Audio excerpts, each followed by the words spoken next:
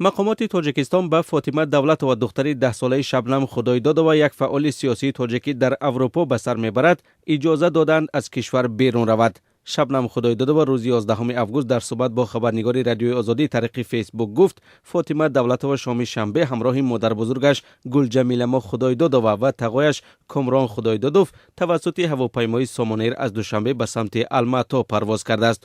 او گفت که در حل این مسئله کمیته شهروندی برای نجات زندانی‌ها و گروگانان سیاسی تاجیکستان خیلی کمک کرده است. روز شنبه در شبکه‌های اجتماعی به کمیش 2 عکس نزدیکان شبنم خدایدادова هم نشر شد که نشان می‌دهد در هواپیما نشستند.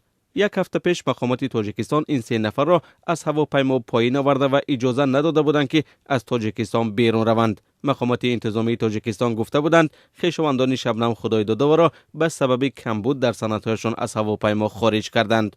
نمایندگان سازمان‌های حامی حقوق انسان این رفتار مقامات تاجیکستان را تنقید کرده و فاطمه دولتова را گروگان سیاسی نامیدند. طی یک هفته اخیر در شبکه‌های اجتماعی نیز معرکه طلبی اجازت برای بیرون رفتن فاطمه دولتова از تاجیکستان ادامه داشت. شبنم خدایدادова را که 2 سال پیش عضو گروه 24 یک سازمان ممنوع در تاجیکستان بود به تأسیس گروهی افراطی متهم می‌کنند. او را سال 2016 در بلاروس با درخواست مقامات تاجیکستان دستگیر کردند ولی بعداً با مساعدت سازمان ملل متحد از بازداشت رها شد و به لهستان رفت و در آنجا پناهندگی سیاسی گرفت. خودش میگفت که او را برای اندیشه‌های سیاسی و انتقادش از سیاست‌های حکومت تاجیکستان تعقیب می‌کنند. خود او روز 5 اوگوست امسال در صحبت با رادیوی آزادی گفته بود دیگر به هیچ گروه سیاسی در خارج از جمله گروه 24 و حزب ممنوع نهضت اسلامی ارتباط ندارد و حالا درس حقوق می‌خواند و می‌خواهد که در آینده از حقوق دیگران حمایت کند.